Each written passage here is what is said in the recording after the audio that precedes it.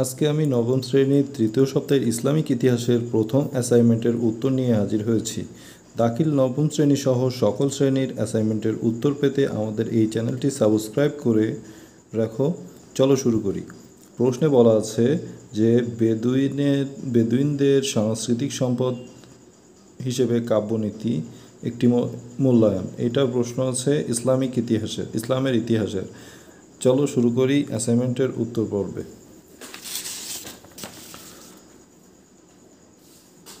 প্রথম অধ্যায়ের প্রথমে শিরোনাম লিখতে হবে প্রাক ইসলামী পটভূমি ও আয়ামে জাহিলিয়া। চতুর্থ পরিচ্ছেদ জাহিলিয়া যুগের আরবের রাজনৈতিক, সামাজিক, ধর্মীয় ও সাংস্কৃতিক সম্পদের অবস্থা। প্রশ্ন হচ্ছে বেদুইনের সাংস্কৃতিক সম্পদ হিসেবে কাব্যপ্রীতি একটি মূল্যায়ন। উত্তর: বেদুইন বলতে মরুভূমির নিরবিচ্ছিন্ন শুষ্কতা ও একগুঁয়েমি দুরন্ত যাযাবর জাতিকে বোঝায়। নিম্নে বেদুইনের সাংস্কৃতিক সম্পদ হিসেবে কাব্যপ্রীতি সম্পর্কে আলোচনা করা হলো। বেদুইনের সাংস্কৃতিক সম্পদ হিসেবে কাব্যপ্রীতি: আরবদের ভাষা, সংস্কৃতি, ঐতিহ্য যা কিছু বলি না কেন সব কিছুই ফুটে উঠেছে তাদের কবিতার ভিতর দিয়ে। বিশেষ করে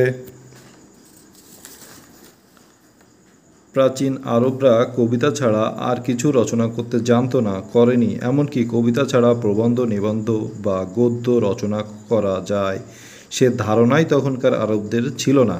তাই পুরো আরব সংস্কৃতি এই কবিতার মধ্যেই সীমাবদ্ধ। মজার ব্যাপার হচ্ছে আরবরা তাদের এই কাব্য সংস্কৃতি কখনও লেখালেখির মাধ্যমে ধরে রাখার চেষ্টা করেনি। এমনকি লেখালেখির প্রচলন তখন তাদের ভিতর ছিল না। সর্বোচ্চ সাবা মুআল্লাকার 7 কবির কবিতা তারা কাব্যঘরে ঝুলিয়ে রাখত।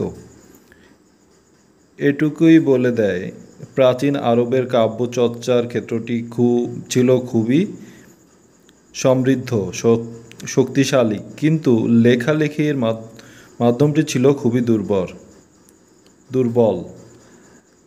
জাহিলিয়া কবিতা আবৃত্তি করা কবিতাটি শুনে তারা তা মুখস্থ করে ফেলত। জাহিলিয়া যুগে যে কবিতা রচিত হয়েছে তা প্রায় সবগুলি অকাজ, মেলা, যুদ্ধবিদ্রোহ ও সৈনিকদের উত্তেজিত করাকে কেন্দ্র করে। আরবদের ভেতরে লেখালেখির প্রচলন হয় আরবে একজন নবীর আগমন ও কুরআন নাজিলের পর থেকে। তখন কবিতার শ্রেষ্ঠত্ব নির্ধারণ হতো কার কবিতা সহজেই শ্রোতাদের হৃদয় ছুঁতে সক্ষম হলো। কবিও তার কবিতা পাঠ করত দর্শকদের চাহিদা বিবেচনায় রেখে, শ্রোতার হৃদয় নাড়া দেওয়ার জন্য তাদের বাক্পটুতার উন্নতি সাধনে আপ্রাণ চেষ্টা করত। অনেক সময় তারা প্রতিপক্ষকে উপহাস করেও কবিতা পড়ত।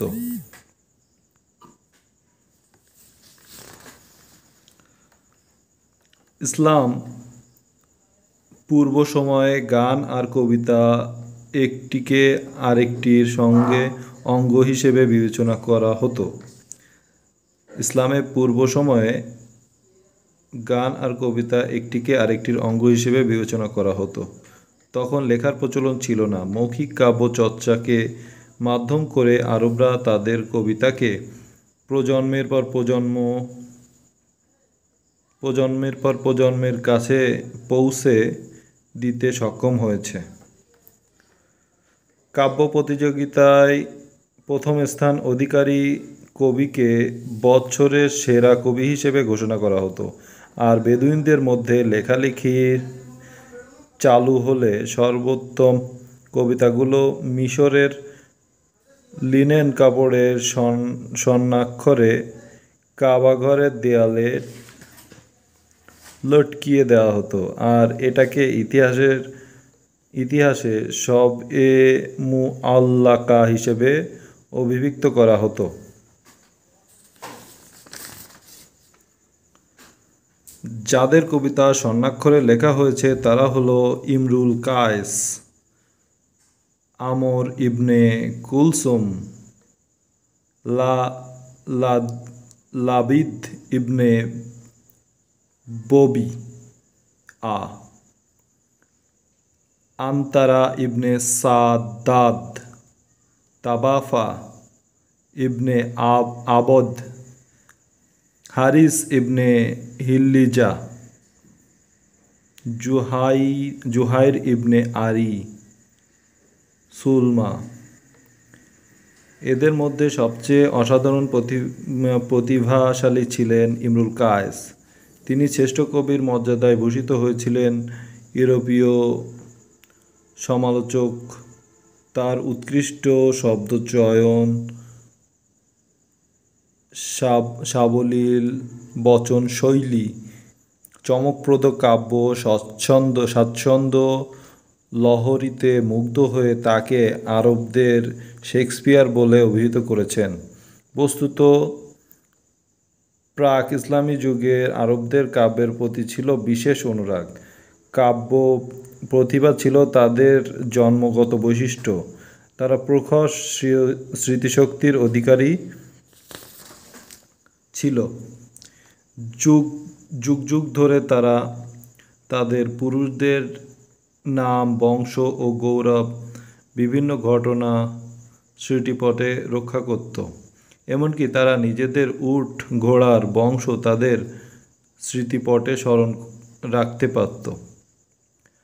আরবরা তাদের স্মৃতিপটে হাজার হাজার কবিতা অঙ্কন করতে পারতেন। আরবরা ছিল অত্যন্ত কাব্যপ্রেমিক।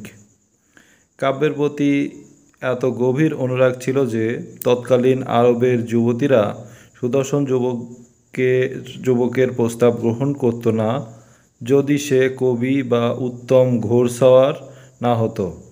কবিগণ যুদ্ধের ময়দানে তাদের মনোবল ও সাহসের মাধ্যমে অনুপ্রাণিত, উৎসাহিত ও প্ররোচিত করতে রণসঙ্গীত রচনা করত।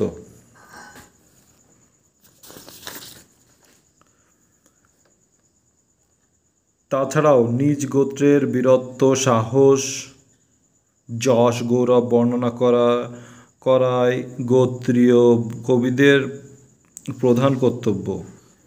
আরব সাংস্কৃতিক ঐতিহ্যবাহী আরবি কাব্য কাসিদা সময়ের ইতিহাসে অতুলনীয়। 522 হতে 622 খ্রিস্টাব্দ পর্যন্ত সময়কালে অসংখ্য গীতিকাব্য রচিত হয়। বক্তৃতা ও গীতিকাব্য রচনায় প্রাচীন যুগে আরবগণ সৃজনশীল মানসিকতার পরিচয় দেন।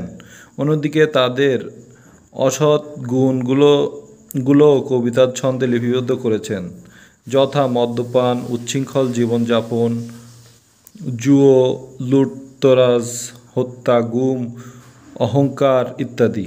তাছাড়াও ঐতিহাসিক যুদ্ধ বিদ্রোহের ঘটনা ও বিভিন্ন আচার অনুষ্ঠানের বর্ণনা তাদের কবিতায় স্থান পেয়েছে। কবিতাই হচ্ছে তাদের ইতিহাস, ঐতিহ্য, জীবনালেখ্য ও সাহিত্য প্রকাশের একমাত্র বাহন। তাই বলা হয়েছে, আলোকছটাহীন আঁধার আরবে প্রবেশ করতে হলে কবিতার গতান্তর নেই। হিট্রি বলেন, কাব্যপ্রীতি ছিল বেদুইনদের সাংস্কৃতিক সম্পদ। অতএব উপরিক্ত তথ্যের আলোকে বোঝা যায় যে কাব্যপ্রীতি বেদুইনদের সাংস্কৃতিক সম্পদ। আমাদের চ্যানেলটি ভালো লাগলে সাবস্ক্রাইব করুন।